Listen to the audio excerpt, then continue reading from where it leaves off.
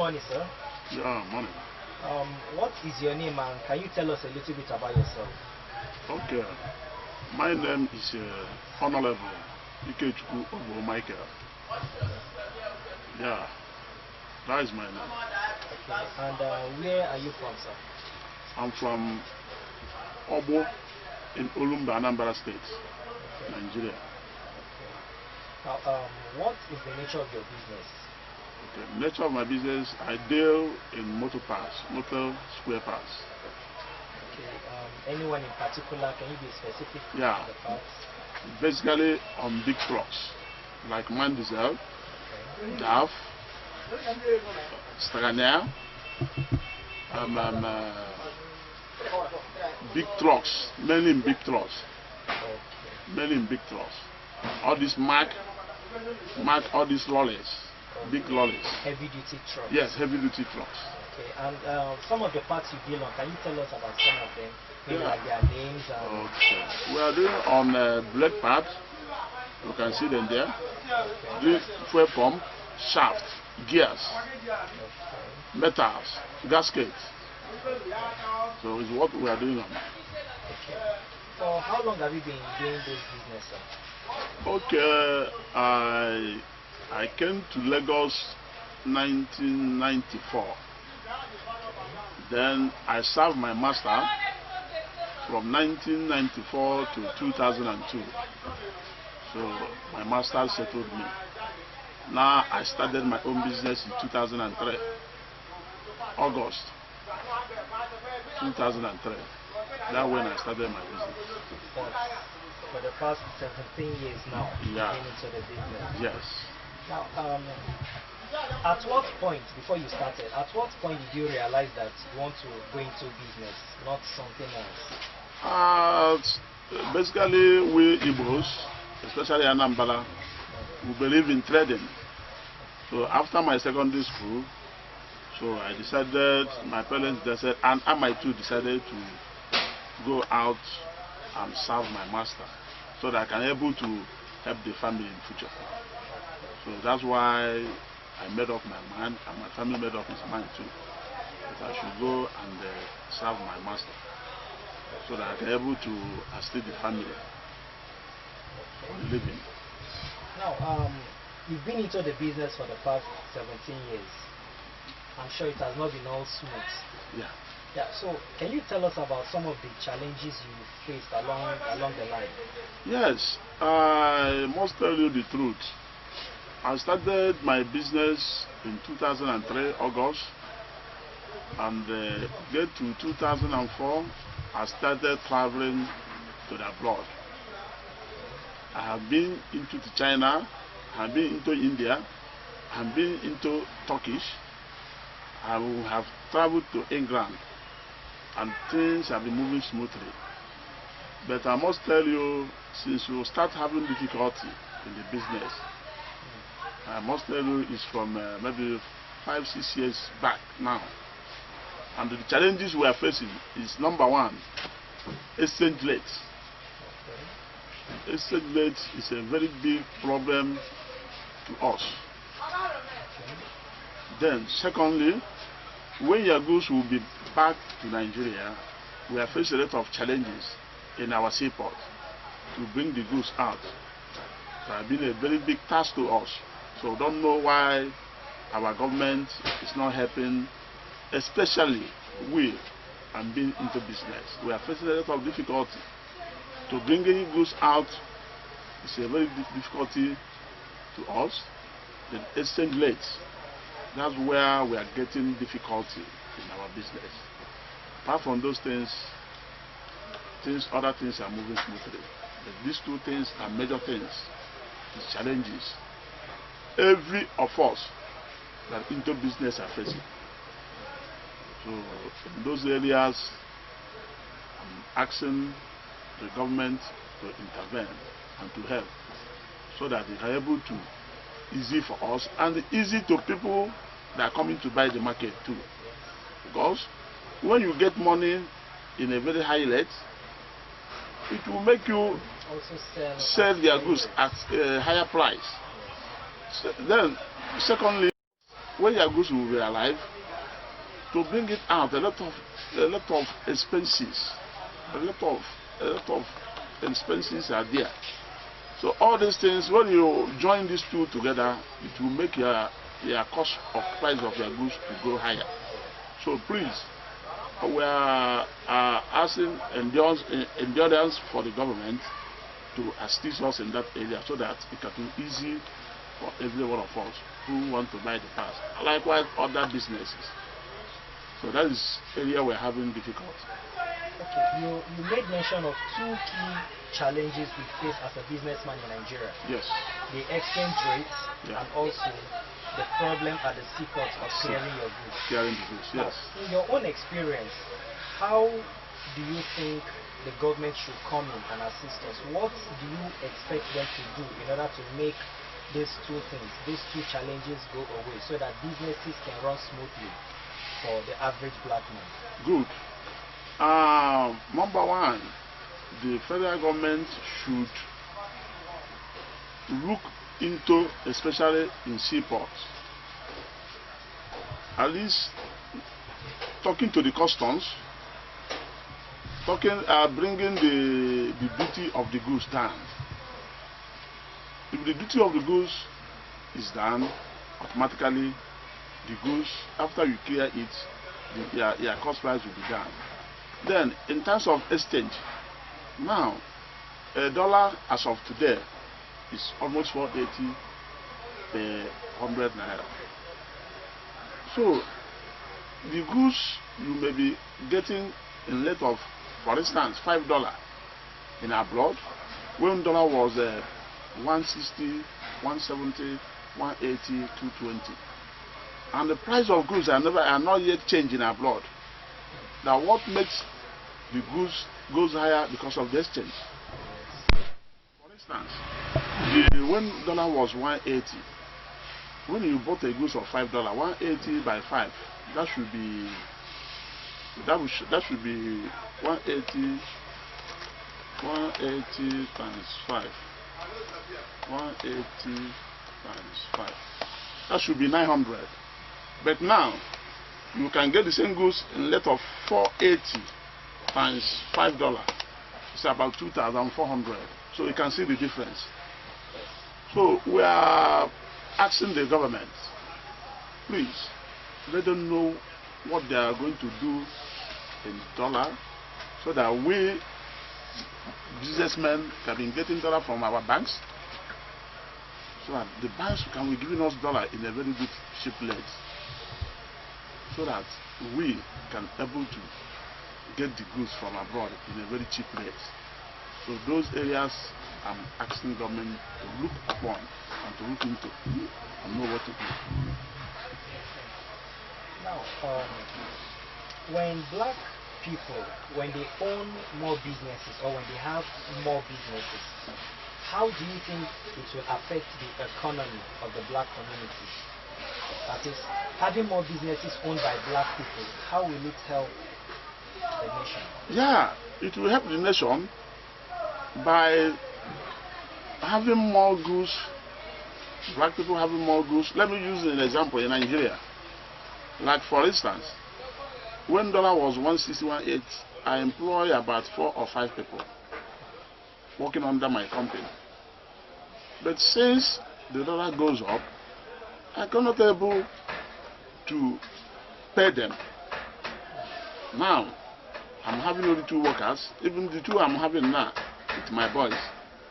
Paying their salary is difficult to me. Now, I was discussing with my companies whether we should reduce to 1 person so that we can be able to pay.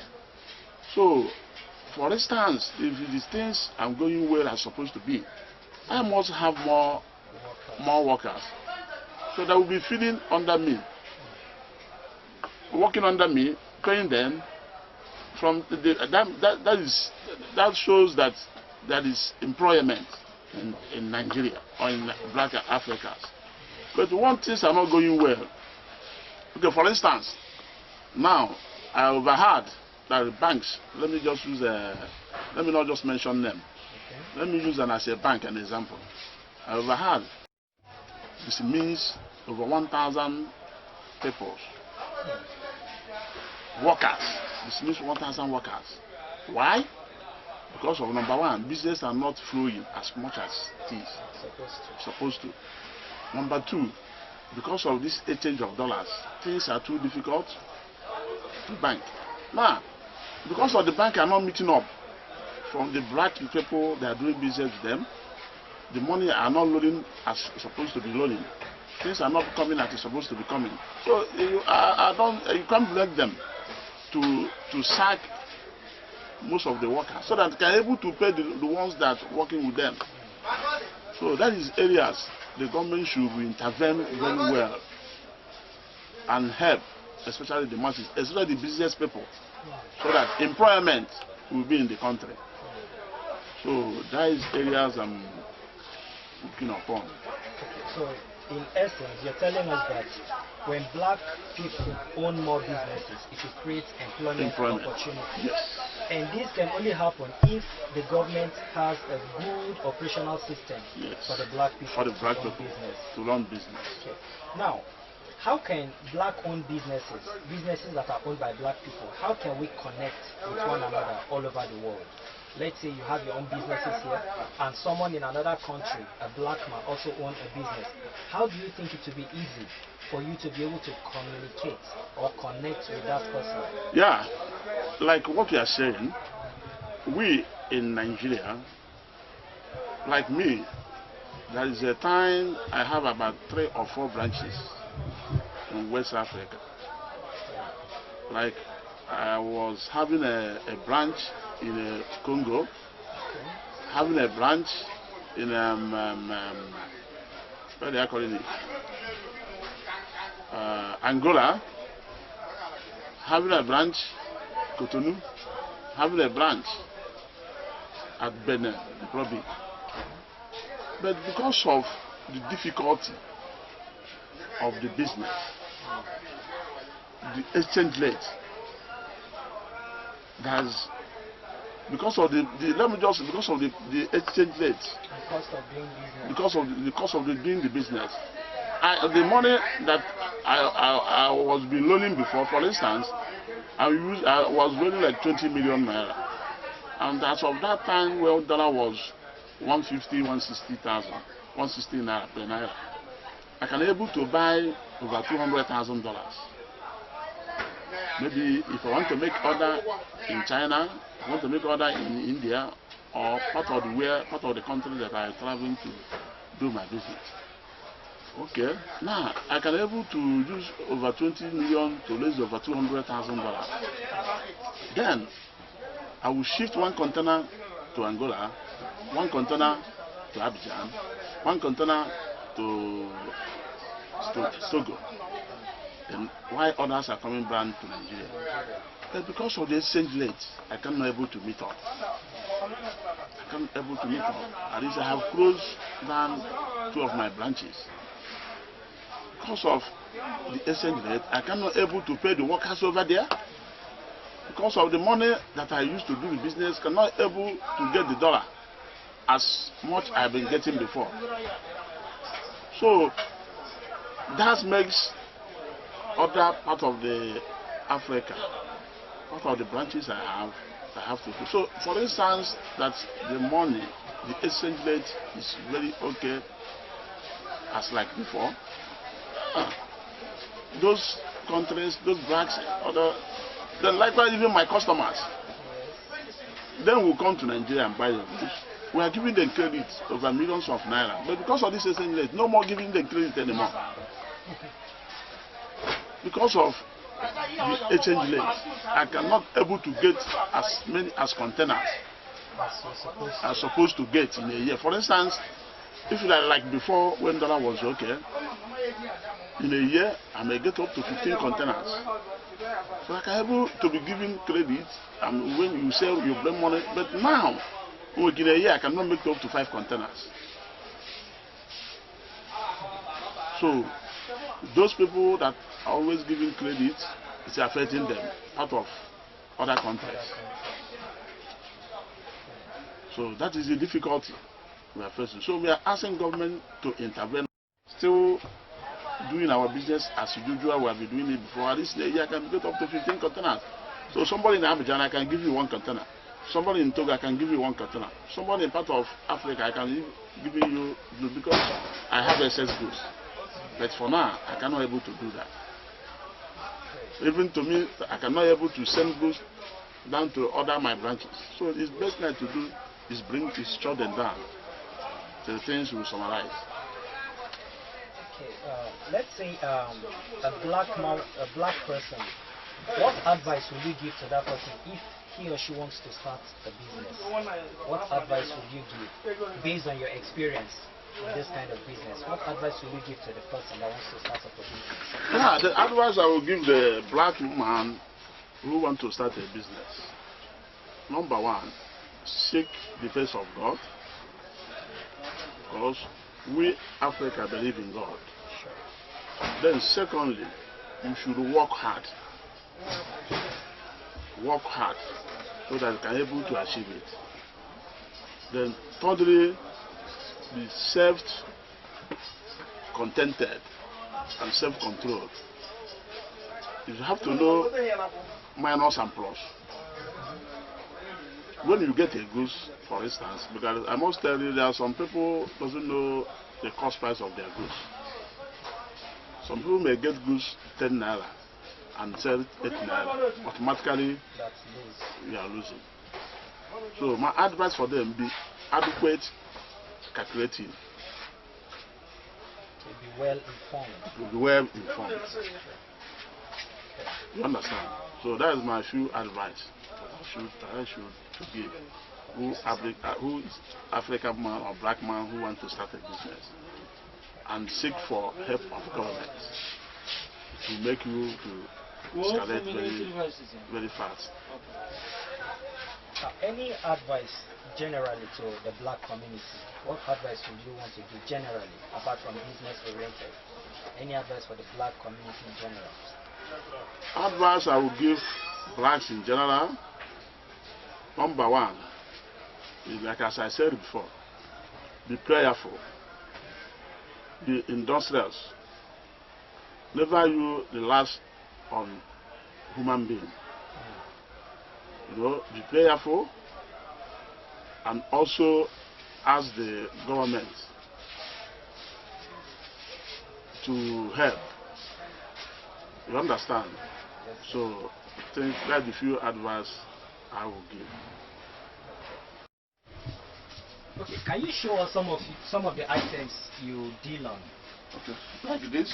This is the gasket. Okay. Yeah. Like this. This is brake lining.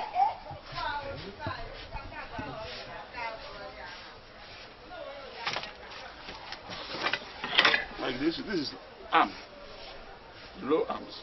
Okay, and they're all used for heavy duty trucks. Yes. Okay. Yeah. Now, any truck in particular we use them for, or are they used for all kinds of trucks? Particularly, like as I told you earlier, basically on Mack, heavy duty, Mack, Wowo, those big trucks. Okay. Yeah. And the man diesel. Okay. Yeah. Thank you very much, sir, for having us. Okay. We really appreciate for your time. Okay. Thank you, sir. Thank you too. And have a nice day, sir. Same thing with you.